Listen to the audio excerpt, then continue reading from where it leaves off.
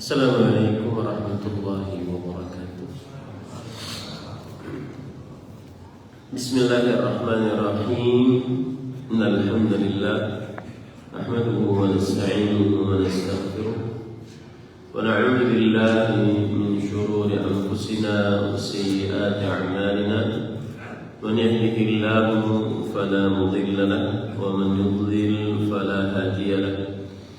وأشهد أن لا إله إلا الله وحده لا شريك له وأشهد أن محمدا عبده ورسوله يا أيها الذين آمنوا اتقوا الله حق تقاته ولا تموتن إلا وأنتم مسلمون يا أيها الناس اتقوا ربكم الذي خلقكم من نفس واحدة وخلق منها زوجها وبث منهما رجالا كثيرا ونساء واتقوا الله الذي تساءلون به والأرحام إن الله كان عليكم رقيبا يا أيها الذين آمنوا اتقوا الله وقولوا قولا سديدا يصلح لكم أعمالكم ويغفر لكم ذنوبكم ومن يطع الله ورسوله فقد فاز فوزا عظيما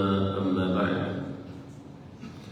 فإن أصدق الحديث كتاب الله وأحسن الهدي هدي محمد صلى الله عليه وعلى آله وسلم وشر الأمور محدثاتها وكل محدثة بدعة وكل بدعة ضلالة وكل ضلالة في النار.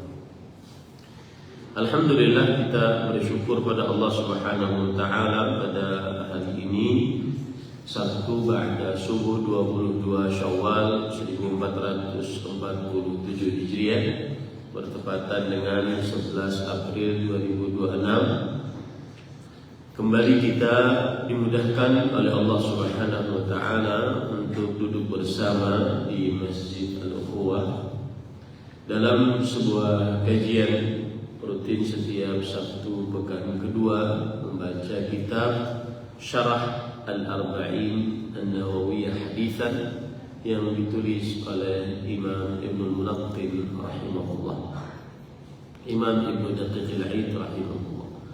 Salawat dan salam semoga selalu Allah berikan kepada Nabi kita Muhammad sallallahu alaihi wa ala alihi wasallam, pada keluarga beliau, para sahabat, serta orang-orang yang mengikuti beliau sampai hari kiamat kelak.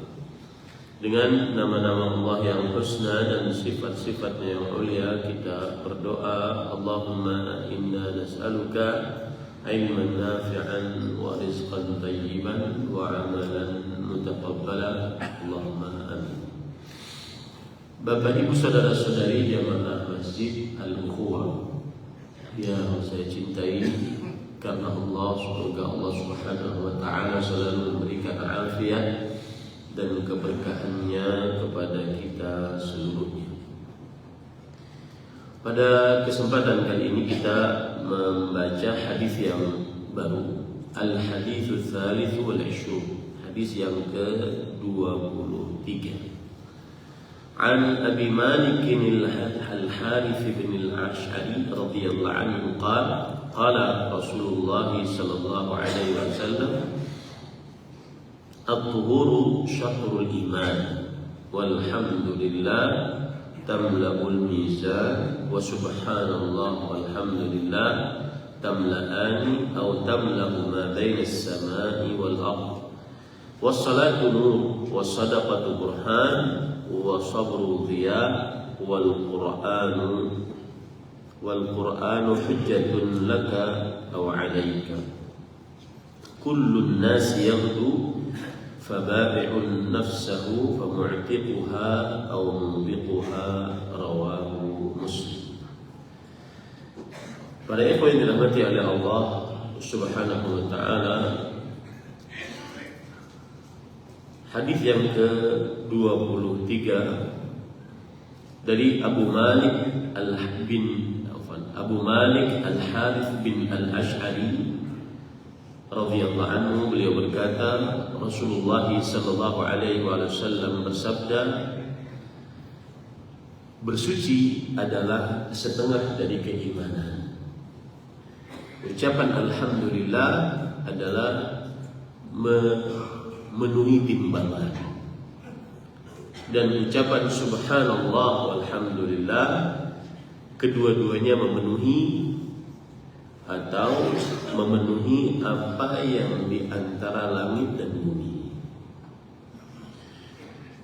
Dan sholat adalah cahaya, sedekah adalah bukti, kemudian kesabaran adalah lentera, Quran adalah pemberat timbanganmu atau pemberat dosamu.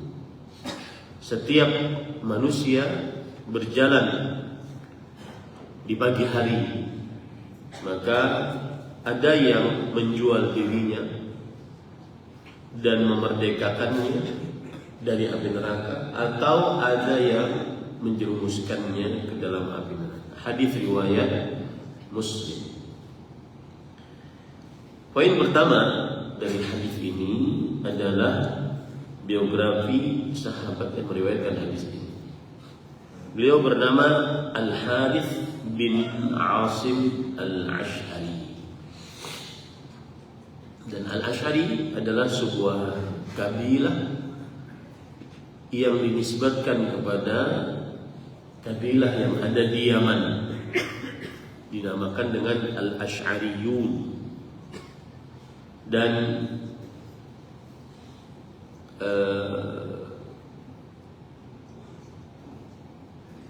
beliau bukan Abu Musa Al-Ash'ari. Beliau bukan Abu Musa Al-Ash'ari. Karena Abu Musa Al-Ash'ari namanya adalah Abdullah bin Qais.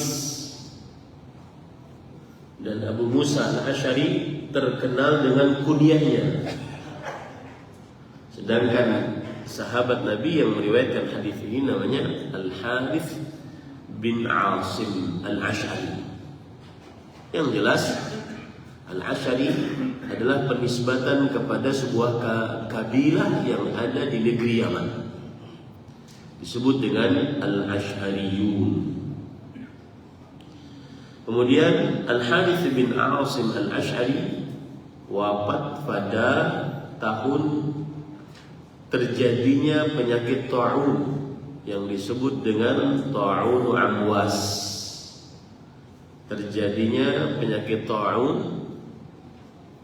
Ta'un itu apa sih? Ta'un itu adalah penyakit yang mewabah dengan cepat dan tidak ada obat yang menghentikannya.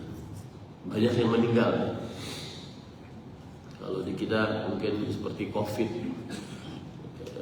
tanpa melihat apakah itu konspirasi atau apa, tetapi dia adalah penyakit yang mewabah dengan cepat tanpa ada obatnya. Ta'un di daerah Amwas pada kekhalifahan Umar bin Khattab radhiyallahu anhu.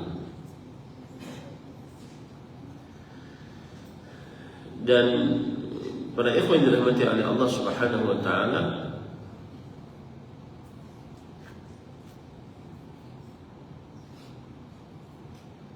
begitu juga beliau, ada yang mengatakan beliau ditombak.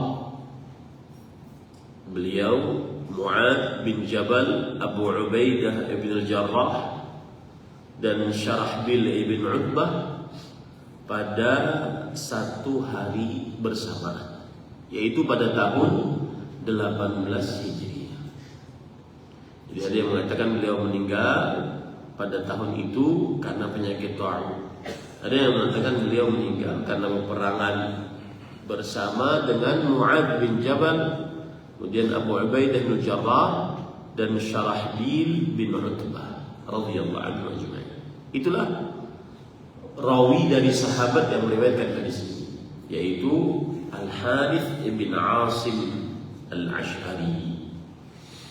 Poin yang kedua, apa urgensinya hadis ini? Kenapa sampai dibawa oleh Imam Nawawi ke dalam Al-Arba'in An-Nawawiyah, 40 hadis yang dikumpulkan oleh Imam Nawawi rahimahullahu taala. Imam Nawawi sendiri berkata, "Hada haditsun 'azim." Hadis ini adalah hadis yang agung.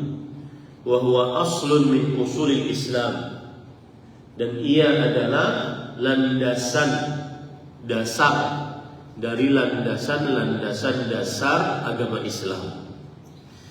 Wa qad ishtamala ala muhimmatin min qawaidil Islam. Hadis ini mengandung perkara-perkara penting dari kaidah-kaidah pokok-pokok ajaran Islam. Dan para ikhwan yang dirahmati oleh Allah Subhanahu wa taala, di dalam hadis ini nanti akan disebutkan tentang sholat, sedekah, bersabar, dan mengamalkan Al-Quran. Dan ini merupakan pokok-pokok dasar ajaran agama Islam. Makanya Imam Nawawi mengatakan hadis ini adalah hadis yang agung karena di dalamnya terdapat landasan-landasan dasar ajaran agama Islam. Di dalamnya terdapat pokok-pokok ajaran Islam. Kemudian juga di dalam hadis ini terdapat beriman kepada hari akhir, yaitu tentang penyebutan mizan, timbangan yang nanti ada pada hari akhir.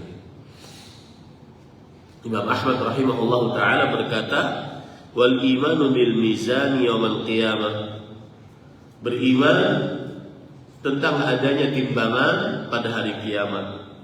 Ini termasuk daripada pokok dari keimanan. Nah, itulah kedudukan yang besar yang dimiliki oleh hadis ini. Kedudukan yang besar yang dimiliki oleh hadis ini. Baik, kita baca apa yang disebutkan oleh Ibnu Daqiq al-Eid rahimahullah. Beliau berkata, "Hadzal haditsu aslun min usulil Islam." Hadis ini adalah pokok atau dasar, landasan dari landasan-landasan dasar agama Islam. Wa qad ishtamala ala muhimmatin min qawaidil Islam wad din. Hadis ini mengandung perkara-perkara penting dari ajaran-ajaran pokok agama Islam. Yang pertama, ammat tuhur. Yang pertama itu bersuci. Bersuci itu salah satu landasan dasar dan ajaran pokok ajaran agama Islam. Fal muradu bihi huna al-fi'l wa huwa bi dhammi dha 'ala al-mukhtar. Yang artinya bersuci. Maka yang dimaksud di sini adalah perbuatan bersuci tersebut. Yaitu perbuatan bersuci seperti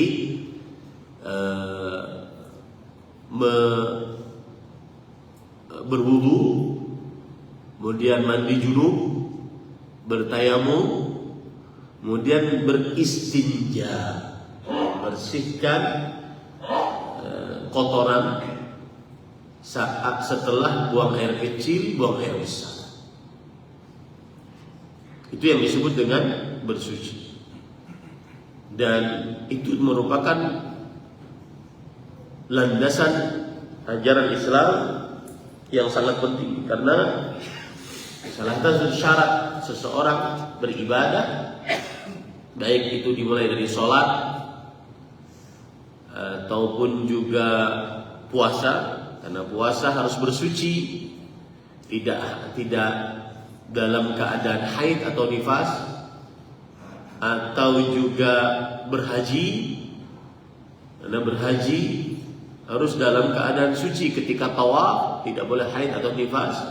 Yang jelas bersuci termasuk dari landasan dasar ajaran agama Islam.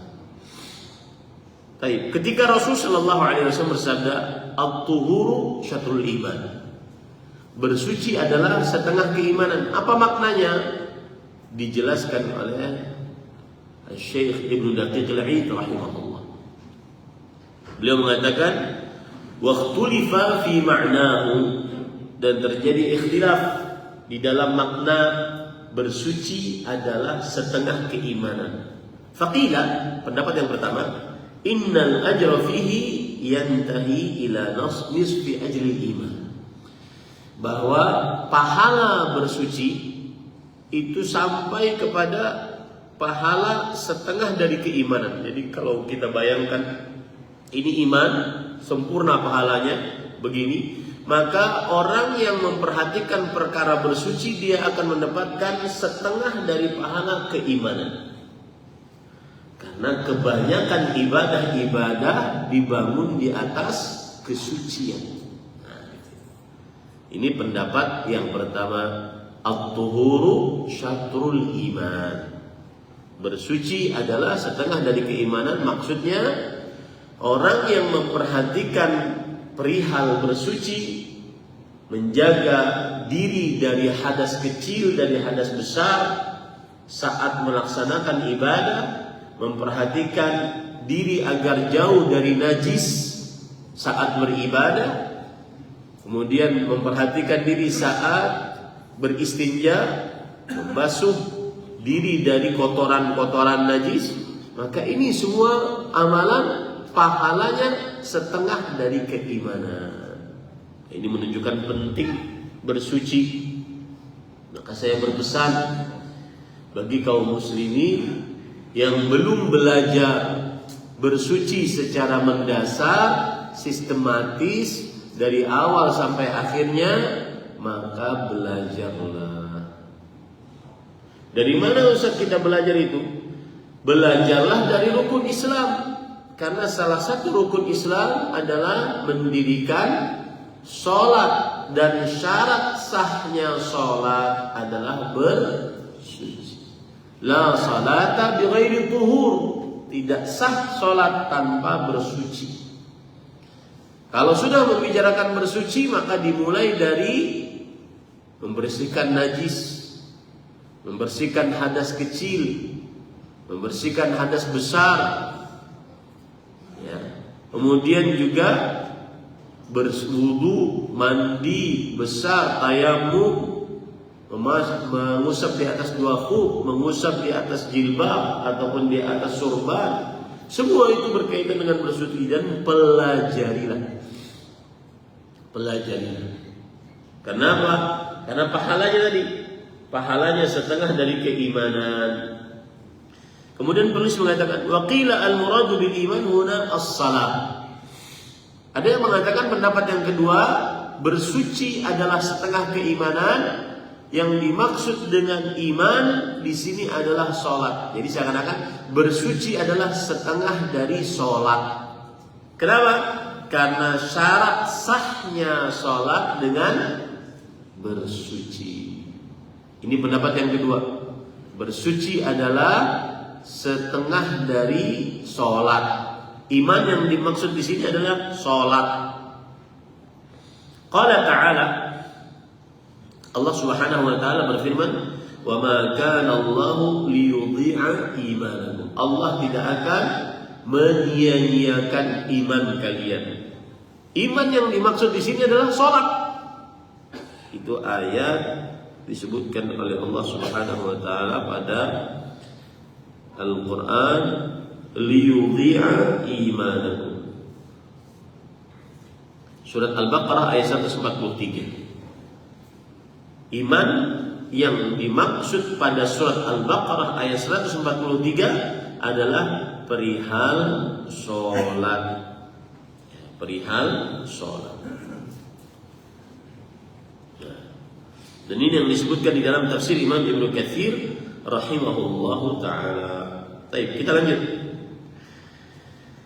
Wa taharatu syaratun fi sihhatis shalah. Taharah, bersuci adalah syarat dalam sahnya sholat. Syarat dalam sahnya sholat. Apa arti syarat? Syarat adalah la yatimmu sholatu illa biha wa huwa kharijun anha. Tidak sah sholat kecuali dengannya, dan dia di luar dari praktek sholat. Itulah syarat. Itulah syarat. Kalau dalam bahasa usul fikih adalah ma yalzamu min wujudihi al-adam al-wujud wa la yalzamu, saya ulangi, ma yalzamu min adamihi al-adam wa la yalzamu min wujudihi wujudun li dzatihi wa 'adamihi. Yang artinya sesuatu yang kalau tidak ada maka membuat ibadah tidak sah. Itu namanya syarat. Sesuatu yang kalau tidak ada membuat ibadah tidak sah. Salat tidak sah tanpa bersuci. Tetapi kalau ada bersuci maka tidak harus sholat atau tidak mengerjakan sholat. Artinya, apakah selalu kalau orang bersuci dia harus sholat? Tidak juga.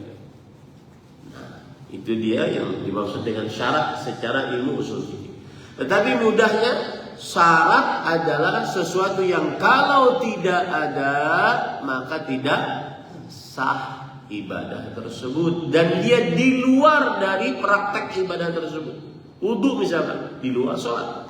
Itulah bedanya syarat dengan rukun. Kalau rukun bagian dari sholat. Kalau rukun bagian dari apa? Sholat. Paham ya? Di dalam madhab Syafi'i, kalau orang berbicara tentang rukun sholat ada 13 dalam madhab Syafi'i. Yang pertama adalah niat, berniat di dalam rukun. Di dalam madhab Hambali bahwa niat bukan rukun tetapi syarat. Kenapa? Karena dia di luar praktek sholat. Nah itu dia, paham ya? Fasarat kasyatr, maka akhirnya karena dia syarat, dia sebagai syatr, yaitu tanda. Ya, tanda. Wa yalzamu fi syatri an yakuna nisfan haqiqiyan. Maka tidak dikatakan yang namanya setengah itu harus benar-benar setengah. Wa qila ghairu dzalik. Ada yang mengatakan pendapat yang lain, yaitu at-tuhuru syatrul iman. Ada yang mengatakan pendapat yang lain, yaitu bersuci adalah setengah dari keimanan. Jadi saya ulangi, kalau antum ditanya apa makna hadis bersuci adalah setengah keimanan, jawaban yang pertama apa? Bahwa bersuci, perbuatan bersuci pahalanya apa? Setengah dari pahala seluruh keimanan. Makna yang kedua adalah apa? Sholat. Iman yang dimaksud di sini adalah apa? Sholat. Bersuci adalah setengah dari sholat. Bersuci adalah setengah dari sholat. Sebagaimana dalam surah Al-Baqarah ayat 143 tadi, wa ma kana Allahu liyudhilla imanakum. Dan Imam Nawawi rahimahullahu taala mengatakan, wa hadzal qawlu aqrabul aqwal. Dan inilah pendapat yang lebih dekat dengan kebenaran, bahwa bersuci adalah setengah dari sholat. Inilah yang pendapat yang lebih kuat. Ini para ikhwan yang dirahmati oleh Allah Subhanahu wa taala.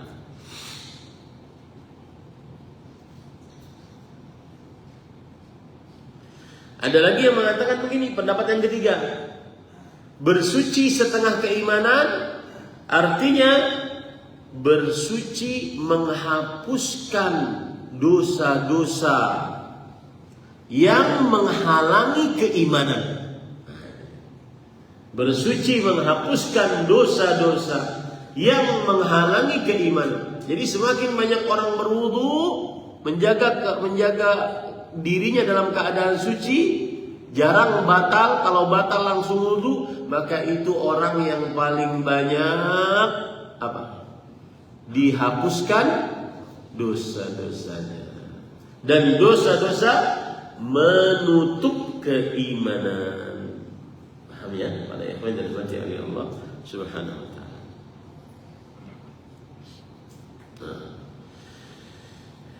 Kemudian pada ikhwan yang dirahmati oleh Allah Subhanahu wa taala, Termasuk daripada maknanya juga adalah bahwa bersuci mensucikan iman. Bersuci mensucikan iman. At-tuhuru syatrul iman. Mensucikan iman. Jika imannya ingin bersih, putih, tanpa campuran kotoran, maka perbanyaklah bersuci. Nah, ini bisa dipahami ya. Sekarang kita baca lagi apa yang disebutkan oleh penulis. Syekh Ibnu Daqiq al-Eid rahimahullah berkata, qauluhu walhamdulillah tamla'ul mizan. Ucapan alhamdulillah memenuhi timbangan. Tamla'u memenuhi, al-mizan timbangan. Apa maknanya? Beliau berkata, "Fama'nahu annaha li'idhami ajriha tamla'u mizani alhamdulillah."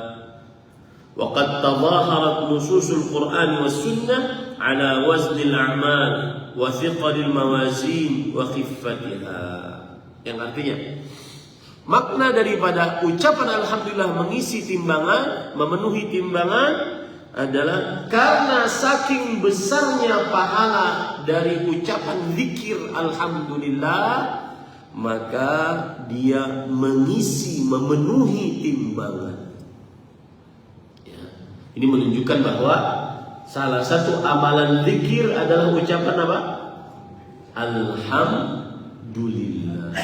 Perbanyak alhamdulillah. Dia mengisi timbangan. Dan timbangan telah terdapat dalil-dalil dari Al-Quran dan hadis-hadis Rasul Sallallahu Alaihi Wasallam bahwa timbangan adalah salah satu yang akan terjadi kelak pada hari kiamat. Ya, salah satu fase dari fase kehidupan akhirat adalah adanya timbangan. Saya ulangi, salah satu dari fase kehidupan akhirat adalah adanya timbangan. Apa pengertian timbangan secara bahasa dan secara istilah syariat? Secara bahasa adalah al-mizan al-alah allati yuzanu bihal asya. Timbangan dalam bahasa Arabnya adalah mizan, adalah alat yang digunakan untuk menimbang sesuatu. Alat yang digunakan untuk menimbang sesuatu. Secara bahasa maknanya juga adalah yadullu ala ta'dil wa istiqamah. Menunjukkan kepada sama ratanya, karena semua timbangan itu ada piringan timbangannya. Menunjukkan kesamarataan timbangan dan keistiqomahan, kelurusan timbangan. Ini secara bahasa. Adapun secara istilah syariat, timbangan adalah timbangan hakiki.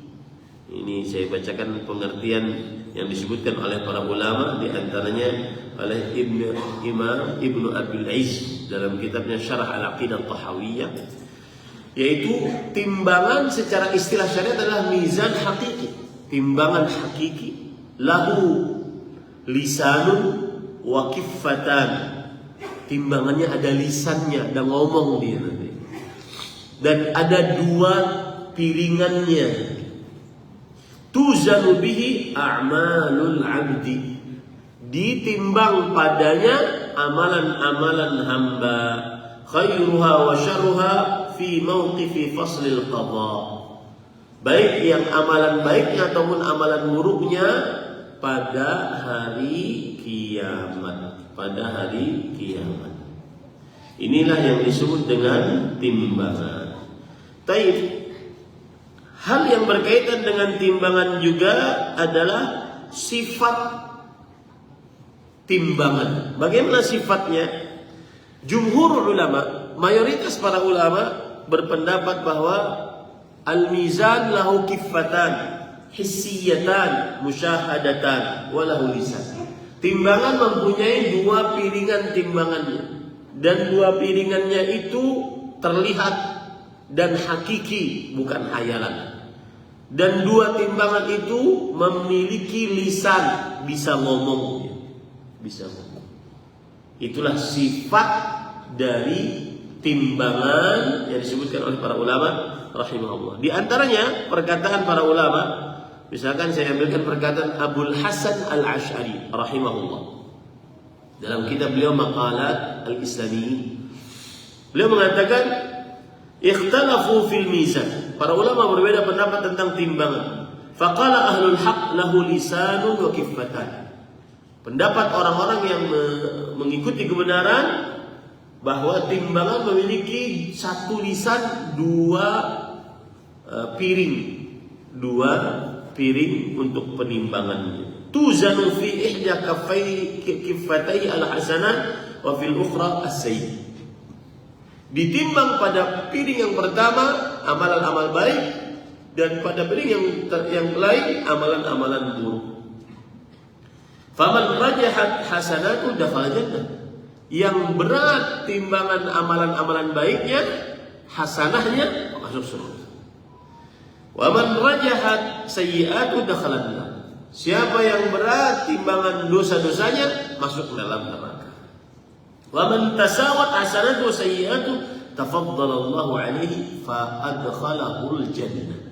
Siapa yang rata timbangannya, amalan baik amalan buruknya sama, tidak ada bedanya, maka Allah memberikan anugerah kepada orang tersebut untuk masuk ke dalam surganya Allah Subhanahu wa taala. Perkataan yang seperti ini dikatakan juga oleh Imam Al-Baghawi, ulama Islam abad ke-4 Hijri.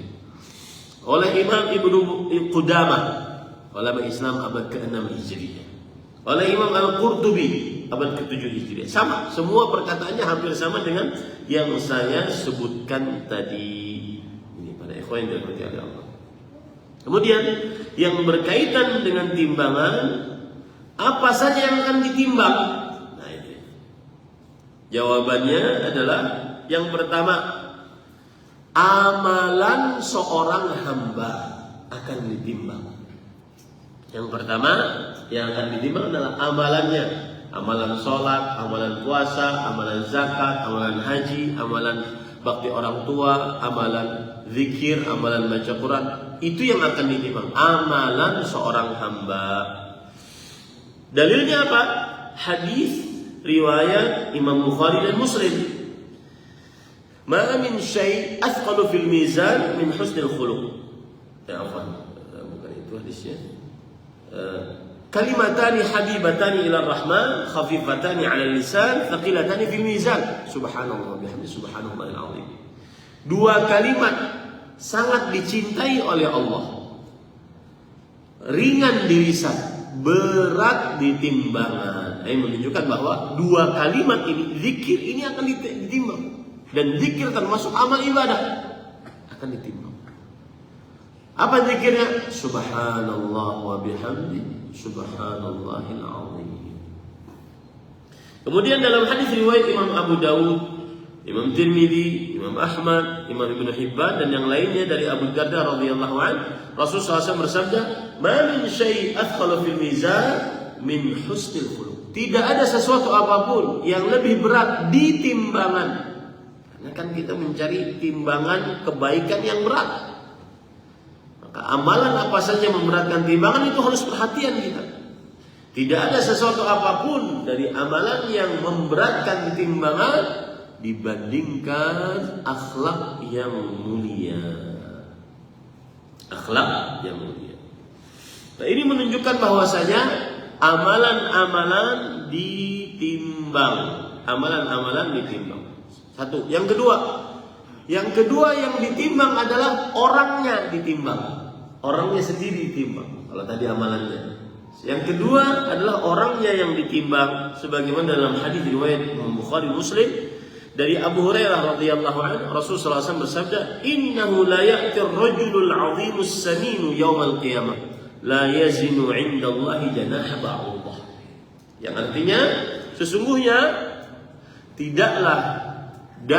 sesungguhnya benar-benar akan datang orang yang besar gemuk pada hari kiamat.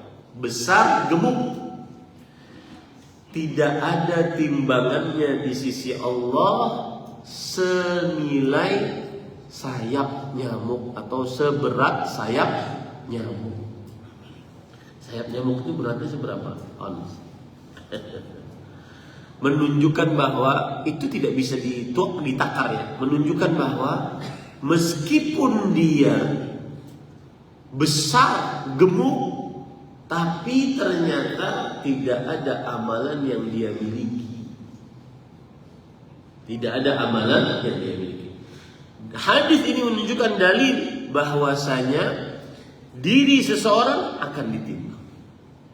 Diri seseorang akan ditimbang. Amalannya ditimbang, dirinya ditimbang.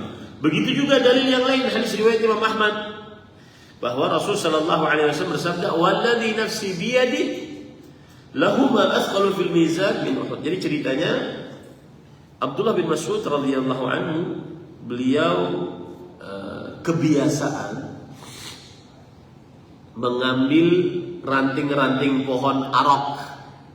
Pohon arok itulah pohon yang digunakan untuk bersiwak.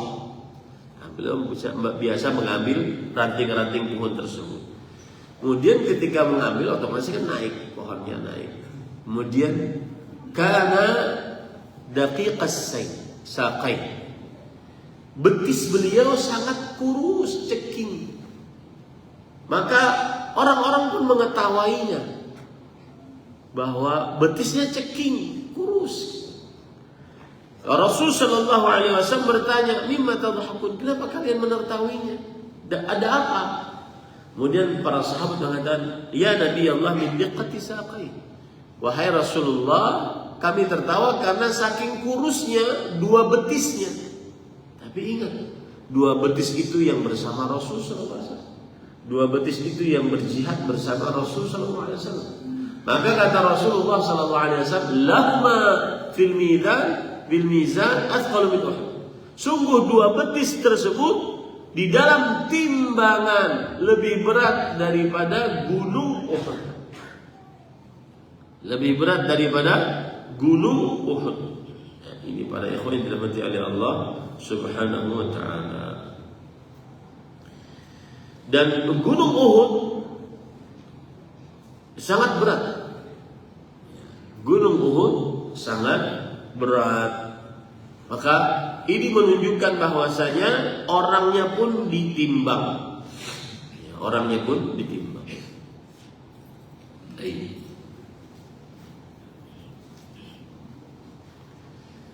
Gunung Uhud itu kira-kira tingginya 1077 meter. Kemudian panjangnya 7,5 kilometer. Kalau seandainya Gunung Uhud itu adalah bebatuannya biasanya bebatuan batu pegunungan, maka ada yang mengatakan 18, sekian miliar ton. Saya pernah nanya kepada kawan-kawan sebelum ada AI ya, kepada kawan-kawan yang ada di pengajian online saya ada di ITB. Mereka saya suruh hitung, coba hitungin. Ada tulisan mereka dulu, saya bacakan.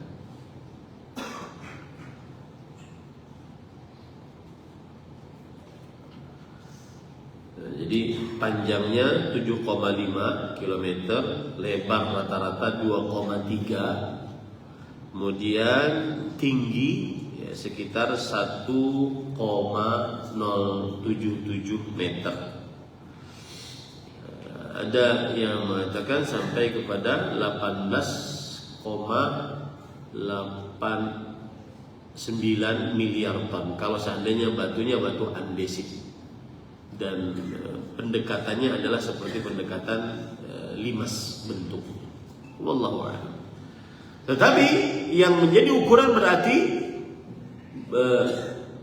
tubuh hamba akan ditimbang nanti pada hari kiamat. Itu dalilnya. Itu salah satu dalilnya. Kemudian yang ketiga adalah yang ditimbang yaitu buku catatan amalnya. Ini yang akan ditimbang, buku catatan amalnya.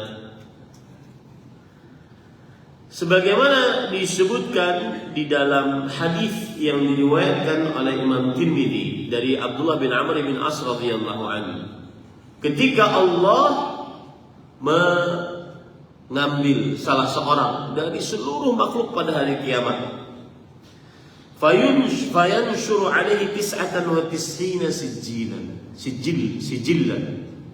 Kemudian orang ini dibentangkan kepadanya 99 buku catatan amalnya.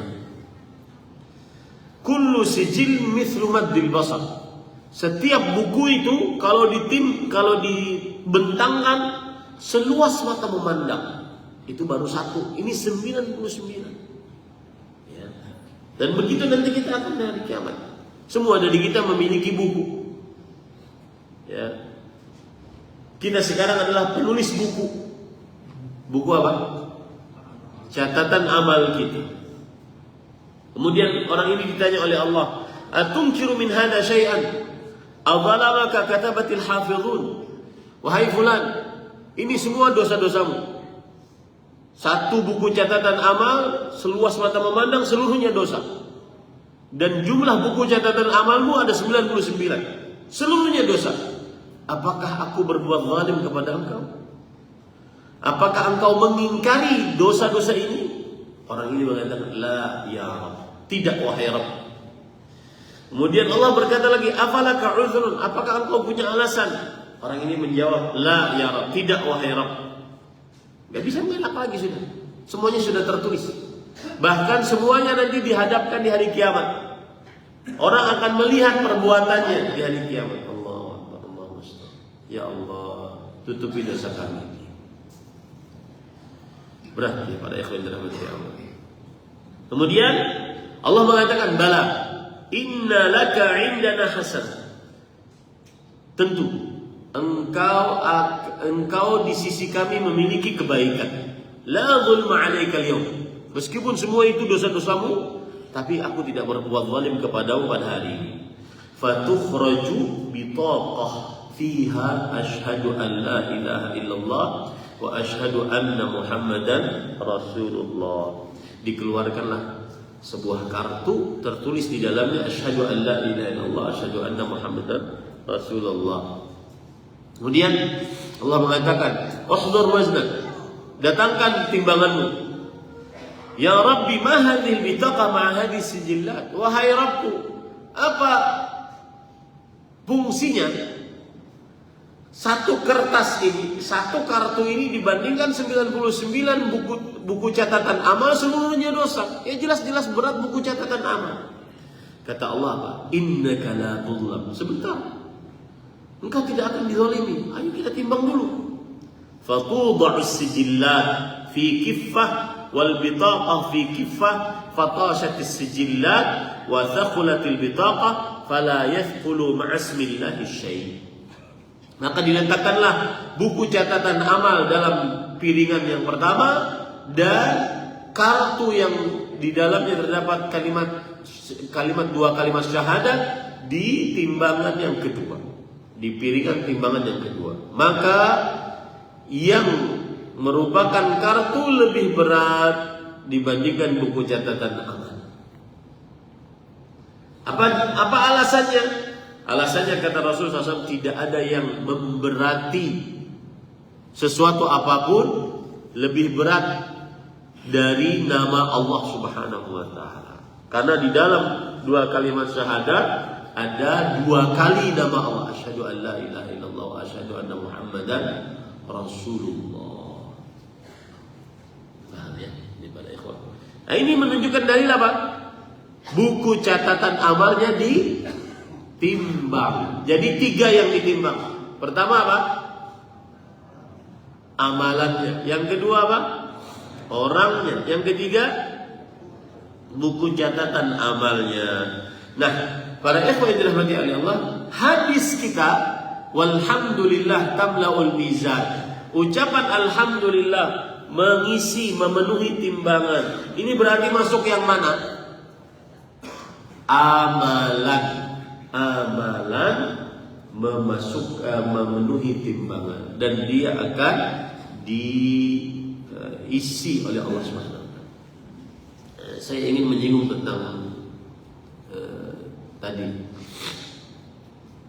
ada orang besar gemuk ditimbang, berat timbangannya tidak senilai seberat sayapnya, tidak seberat sayapnya. Ustaz, ini permasalahan gemuk ini gimana sih Ustaz? Apakah tercela? Apakah tidak? Maka jawabannya pada ikhwan yang dirahmati oleh Allah, para ulama mengatakan kegemukan itu tercela jika mengakibatkan malas beribadah. Kenapa? Karena orang kadang-kadang ada akhi begini, orang makan banyak tapi kurus nih. Ada yang makan sedikit, hirup udara jadi gemuk. Tidak bisa dibuat-buat ya, karena sudah dari sononya gennya memang mungkin gemuk ya. Itu satu. Jadi pencelaan terhadap kegemukan adalah akibat dari kegemukan tersebut menghalangi ibadah. Kalau seandainya dia gemuk kemudian ibadahnya tetap dia semangat, maka tidak tercela padanya. Apalagi kalau seandainya dia memang genetiknya gemuk. Ya. Yang kedua, para ikhwah, saya ingin berpesan. Sekarang kan di media sosial banyak sekali pesan-pesan kesehatan, baik dari para dokter. Jazakallahu khairan, terima kasih banyak, semoga Allah membalas kebaikan. Para ahli herbal, ya. Tetapi saya berpesan, yang halal-halal jangan sampai dilarang terlalu keras. Seperti misalkan, ini contoh saja contohnya, kerupuk. Kerupuk itu menurut siapa dokter di sini? Ada dokter sini? Sebagian mengatakan, ahli kesehatan mengatakan itu nggak ada sama sekali, nutrisi nggak ada, protein nggak ada, gizi nggak ada. Ngapain dimakan? Enak Pak Dokter. Dan dia halal, maka jangan sampai dilarang. Oh, kami tidak mengharamkan. Enggak, kita juga tidak menuduh mengharamkan, tetapi dia adalah makanan yang halal. Ya ayuhan nas kulu mimma fil ardi halalan thayyiban. Wahai manusia, makanlah yang ada di bumi ini yang halal dan baik. Makanya silahkan ngasih kesehatan, edukasi kesehatan, tidak mengapa. Tetapi jangan sampai melarang yang dihalalkan. Ya, yang dihalalkan. Baik. Kalau melarang rokok, nah itu baru. Ini mie instan, wah itu enak banget. Ketahuan ya Ustaz suka kerupuk mie instan. Baik. Artinya apa? Saya tidak mencela yang mengedukasi masyarakat untuk hidup sehat melalui makanan. Dan memang kalau dilihat cara yang paling efektif agar sehat tubuh, jaga makan. Dan itu yang dicontohkan oleh Rasulullah SAW. Kulu washrabu walbasu watasaddaqu min ghairi saraf wala bakhila. Makanlah, minumlah, berpakaianlah, bersedekahlah sewajarnya. Syaratnya dua, tidak berlebih-lebihan dan tidak mendatangkan kesombongan. Ya, jangan berlebih-lebihan. Itu syarat. Kemudian dan Rasulullah SAW sudah mengatakan, ma min syai'in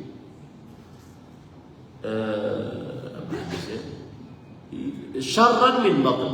Tidak ma yamla'u jaufa ibni Adam syarran min batn. Tidak ada sesuatu yang diisi dalam tubuh manusia yang lebih buruk daripada perutnya. Artinya apa?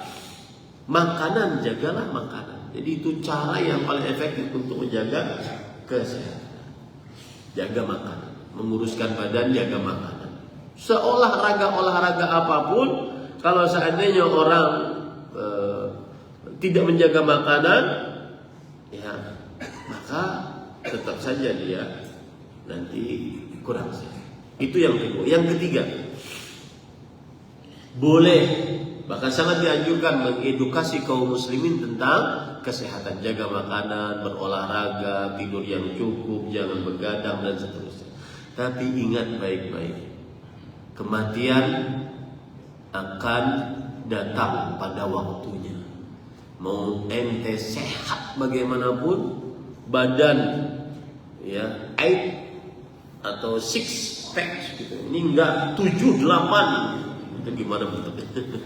Tapi kalau seandainya dia sudah datang waktunya, mati gak? Mati.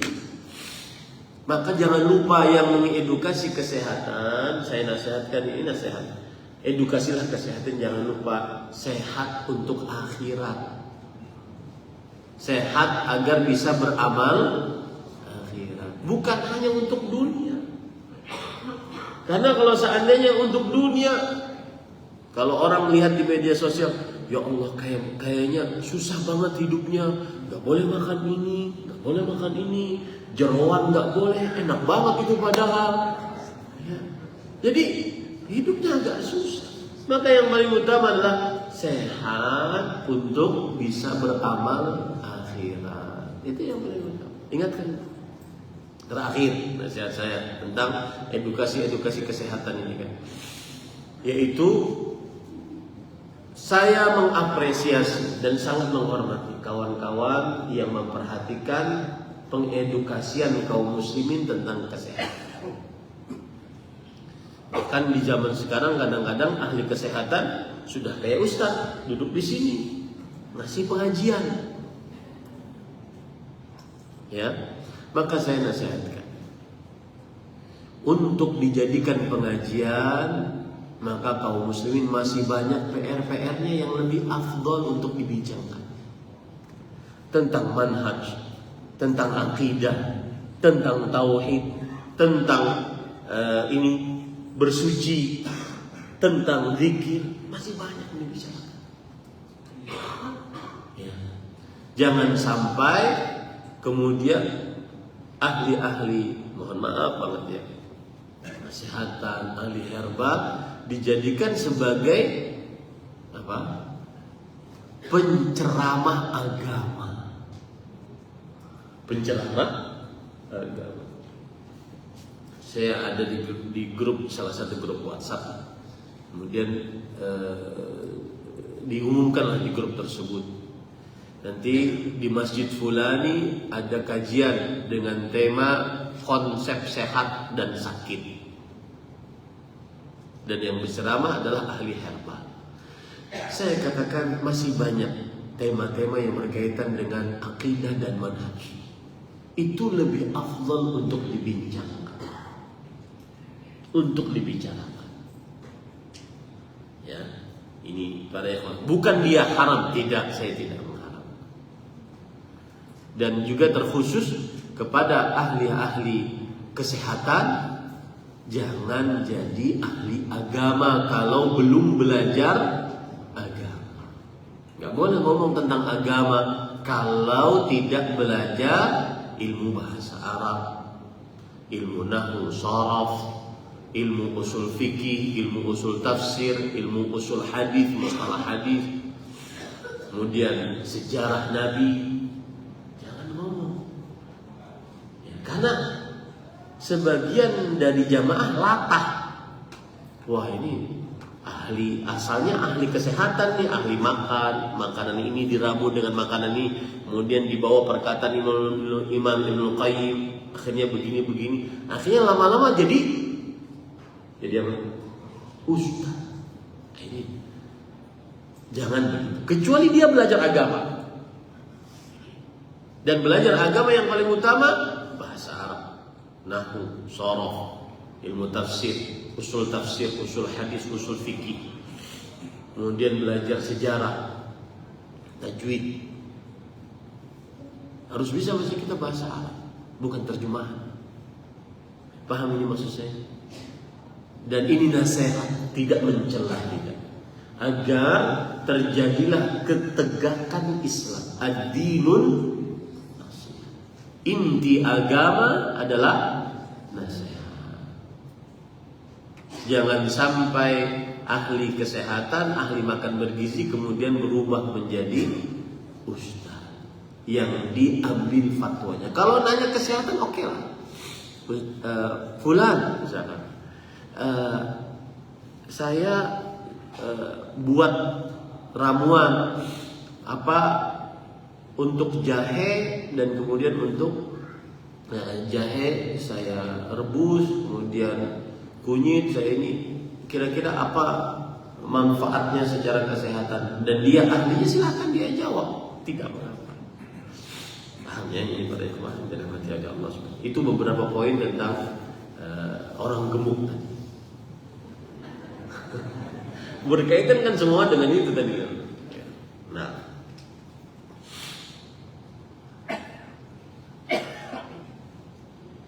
dulu saya menasihati juga bahwa tidak semua herbal itu adalah tibun nabawi, pengobatan nabawi.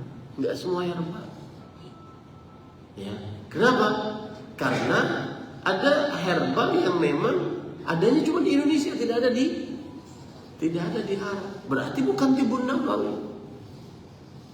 Paham ya? Tidak semua herbal tibun nabawi. Nah, waktu itu saya dituduh macam-macam. Oh, Ustaz ini iri, Ustaz. Nanti akan ada waktu yang menjawab, tidak perlu ditanggapi. Tapi nasihat sudah disampaikan. Sama dengan ini agak sensitif nih nasihatnya nih. Ahli herbal tidak boleh ceramah agama kalau tidak belajar ilmu agama. Apalagi menjawab fatwa, menjawab pertanyaan-pertanyaan agama. Harus belajar ilmu agama. Nah.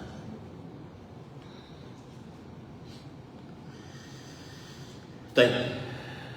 Wa kadzalika qauluhu subhanallah walhamdulillah tamla'ani atau tamla'u ma baina as-sama'i wal ardh. Demikian pula sabda Rasul sallallahu alaihi wasallam yang yaitu subhanallah walhamdulillah, kedua-duanya mengisi antara langit dan bumi. Ini menunjukkan amalan subhanallah walhamdulillah, ucapan zikir subhanallah walhamdulillah adalah amalan yang pahalanya besar, mengisi antara langit dan apa? Dan bumi. Wasababu 'idhami fadliha mashtamalat 'alaihi min at-tanzih lillah wal iftiqar ilah. Ini penting banget. Kenapa ucapan subhanallah dan alhamdulillah termasuk ucapan yang besar pahalanya? Karena di dalam ucapan subhanallah terdapat pensucian Allah dari segala macam kekurangan. Dan ucapan alhamdulillah terdapat perasaan memerlukan Allah subhanahu wa ta'ala. Dan itu sangat kita perlukan. Kita ini fakir, sangat memerlukan Allah subhanahu wa ta'ala. Inna Allah ghaniyun wa nahnu wa inna Allah faqirun wa nahnu gimana ayatnya? Wa nahnu aghniya wa wallahu faqir wallahu wal ghani. Bentar ya.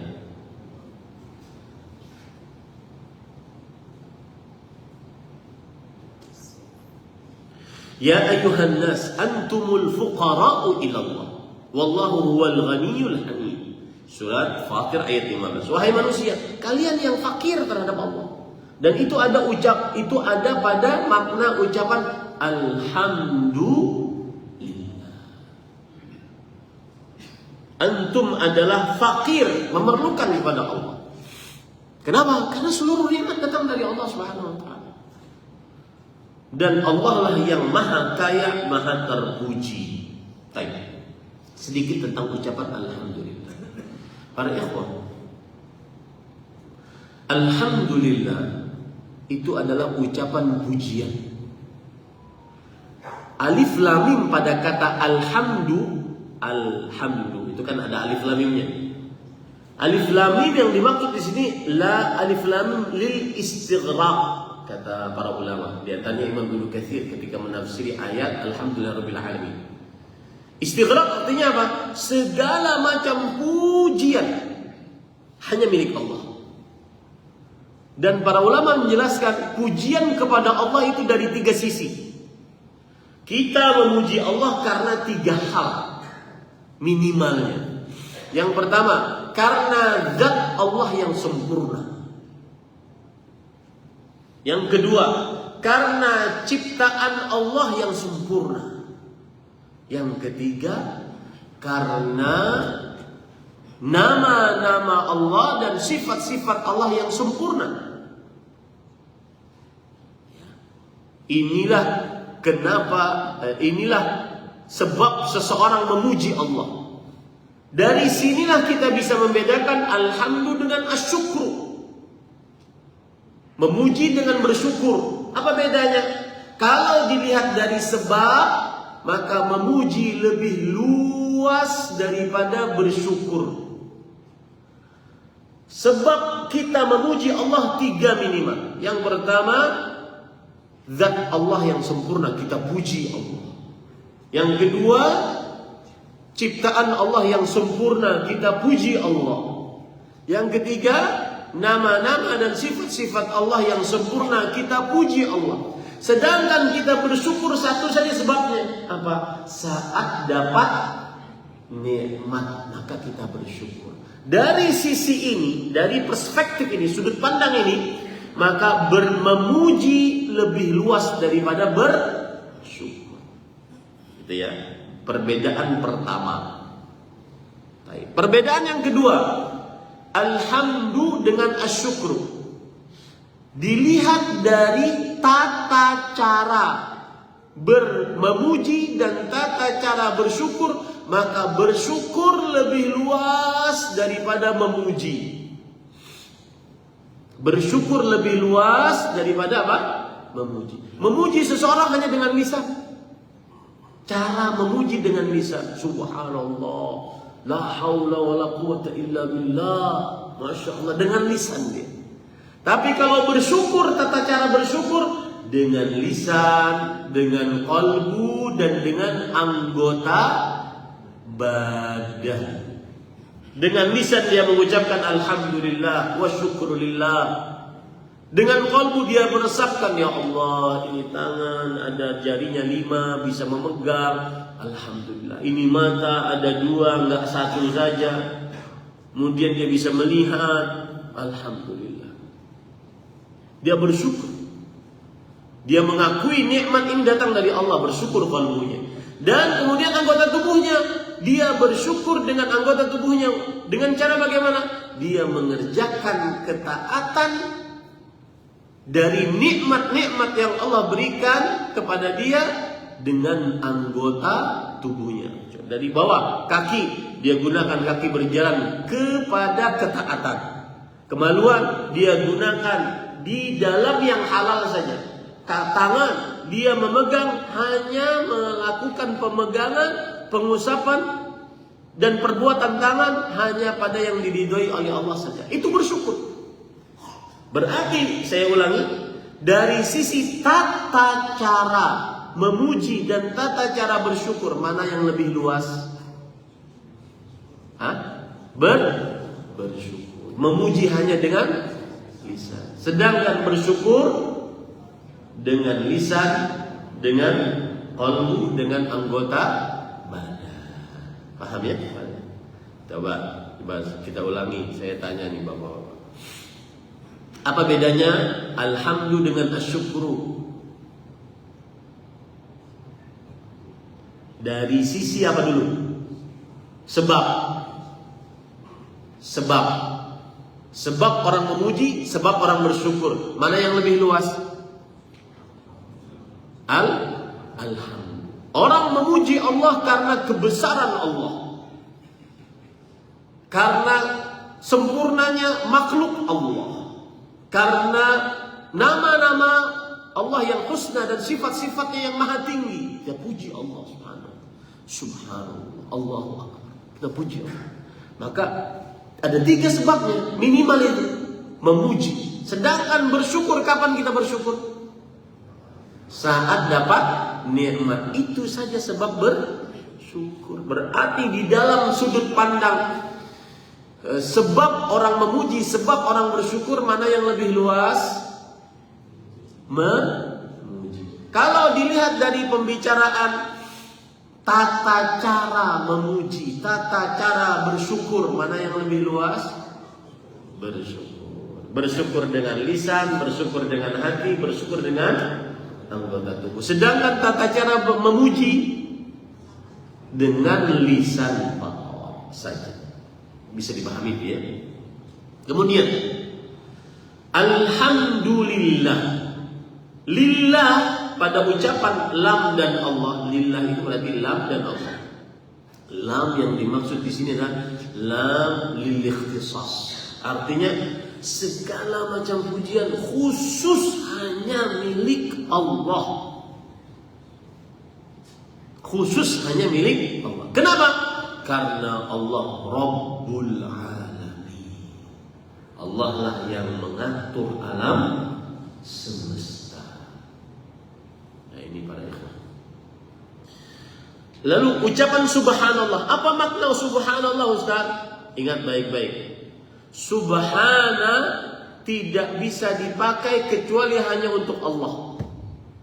Sama seperti ucapan tabaraka. Tidak boleh diucapkan subhana kecuali hanya untuk siapa? Allah. Tabaraka juga demikian. Tabarakallah. Itu lafaz kata kerja yang tidak ada kata kerja presentnya. Fi'lul mudhari'nya enggak ada. Ya tabaraka enggak ada. Tabarakallah.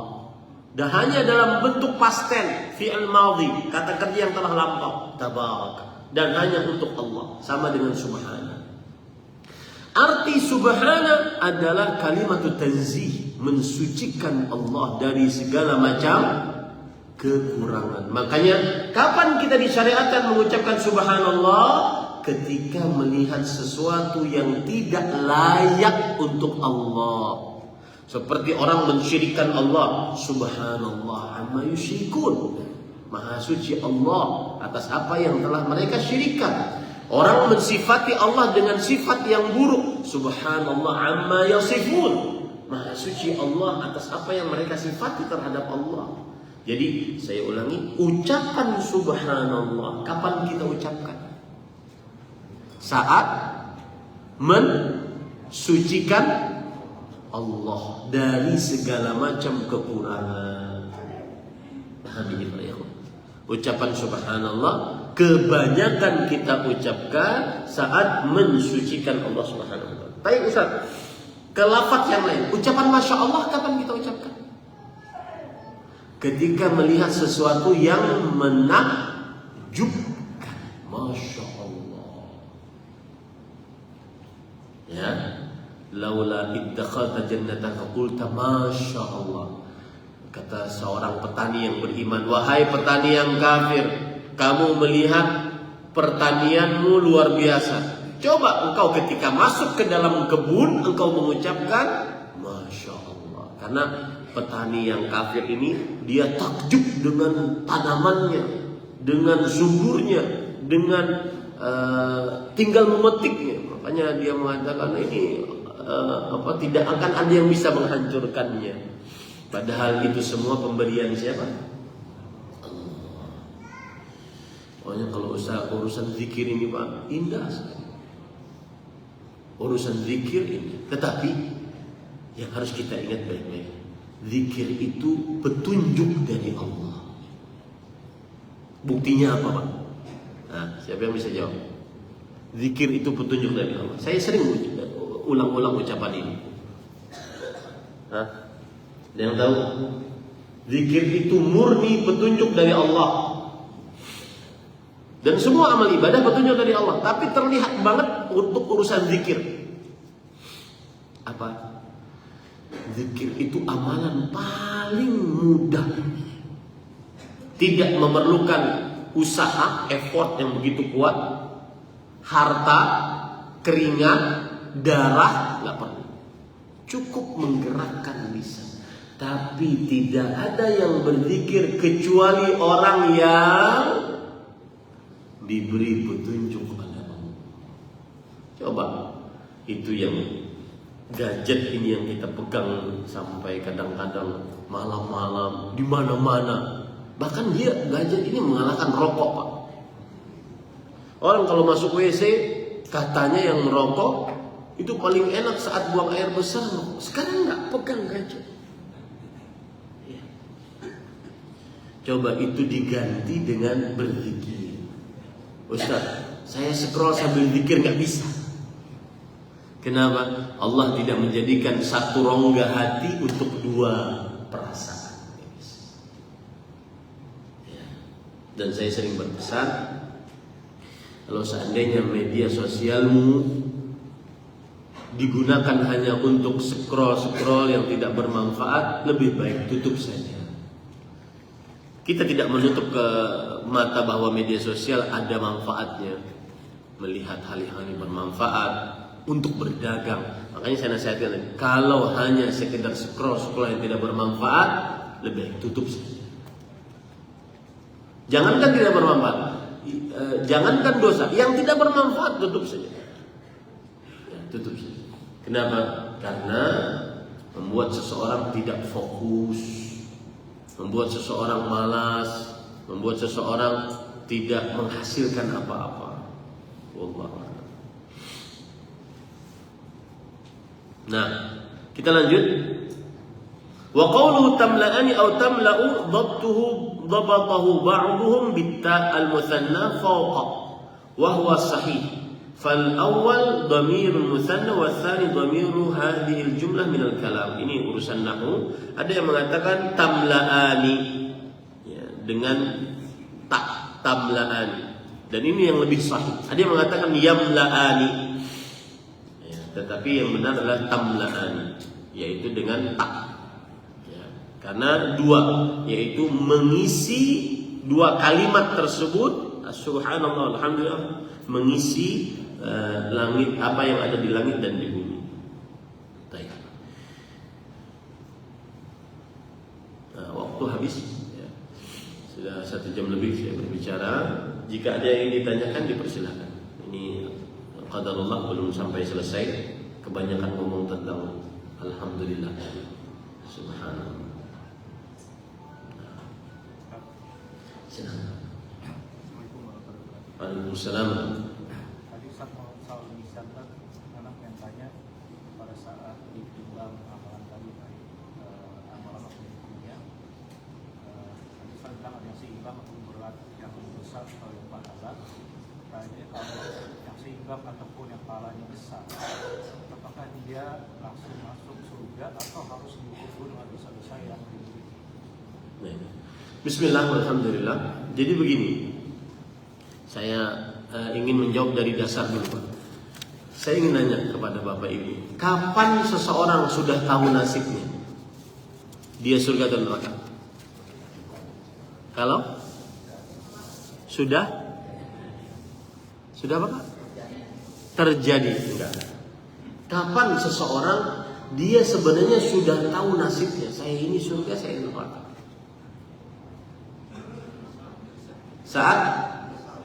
Enggak. Sebelum itu, alam barzakh. Saat dia sudah meninggal, berpindah kehidupan dunia, dari kehidupan dunia ke alam barzakh, di situ dia sudah tahu sebenarnya saya ini penghuni surga atau penghuni neraka. Cuma hikmah Allah dalam penciptaannya ada fase-fase, Pak. Jadi alam barzakh, nanti ada namanya fitnatul qabr, pertanyaan di dalam kubur. Kalau bisa jawab berarti dapat nikmat kubur, kalau tidak bisa jawab berarti dapat siksa kubur. Kemudian nanti ada tiupan sangkakala, diwafatkan seluruh manusia, seluruh makhluk. Kemudian tiupan lagi setelah 40 tahun, dibangkitkan seluruh makhluk dalam keadaan telanjang, tidak membawa alas kaki, tidak membawa bekal apa-apa, kemudian digiring oleh api dalam sebuah lapangan yang sangat luas, tidak ada satu tiang pun untuk bernaung. Kemudian Setelah itu baru ada syafaatul uzma. Syafaat uzma adalah doa Rasulullah kepada Allah setelah izin dari Allah agar dimulai hisab. Itu namanya syafaatul uzma. Baru setelah itu dimulai hisab, timbangan, buku catatan amal. Nah, seperti itu, Pak. Jadi, kalau Bapak tadi bertanya, kalau dia sama timbangannya atau lebih berat amal solehnya, apakah amalan-amalan yang merupakan dosa-dosa itu dia harus menanggungnya dulu? Iya, nanti dia akan dihisab, Pak. Jadi sebelum mizan atau setelah mizan itu ada hisab, ada berjalan di atas sirat. Itu semua sesuai dengan amal ibadahnya masing-masing. Paham ya, Pak?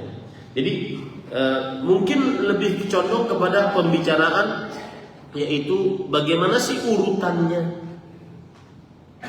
Kalau Bapak tadi bilang kalau mizannya sama rata masuk surga, kalau mizannya lebih berat amal solehnya masuk surga. Ini apakah langsung atau tidak? Enggak. Masih ada sirat, masih ada telaga, masih ada berjalan di atas sirat. Nah, ini semua sesuai dengan amal. Apakah dosa dia dibersihkan di neraka? Oh iya,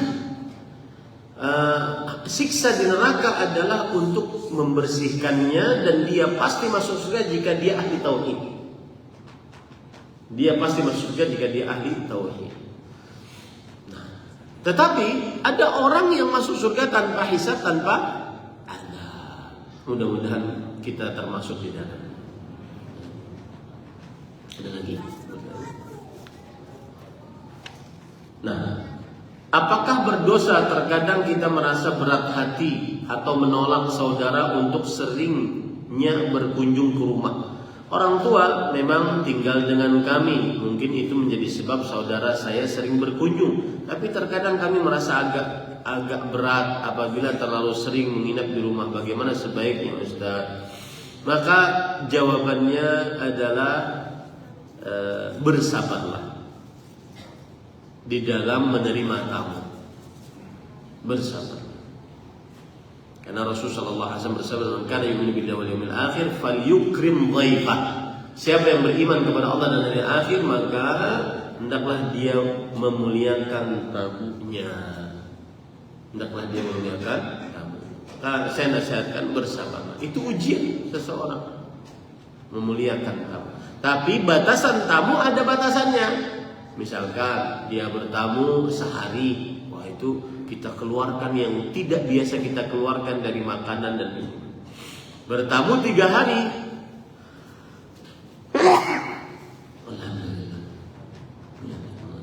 maka kita berkurang dari yang hari pertama dan hari kedua. Bertamu lebih daripada itu, maka seperti sudah biasa. Artinya seperti sudah orang di dalam rumah, makanannya pun seperti yang biasa kita makan. Tetapi saya nasihatkan bersabarlah. Kalaupun ada merasa berat, seperti misalkan, Ustaz saya kan punya istri, istri, maka pada saat itu kalau ada adik saya atau ada kakak saya yang nginap, istri agak berat, harus pakai kaos kaki, pakai cadar, apalagi yang bercadar di rumah pakai cadar kan nggak enak. Nah, maka pada saat itu dibincangkan, dikomunikasikan lebih utama. Ya. Wallahu a'lam. Ini yang bisa disampaikan. Ada lagi pertanyaan? Baik. Tidak ada. Ini yang bisa disampaikan. Subhanakallahumma wa bihamdika asyhadu an la ilaha illa anta astaghfiruka wa atubu ilaik. Wa sallallahu nabiyana Muhammad walhamdulillahi rabbil alamin. Wassalamualaikum warahmatullahi wabarakatuh.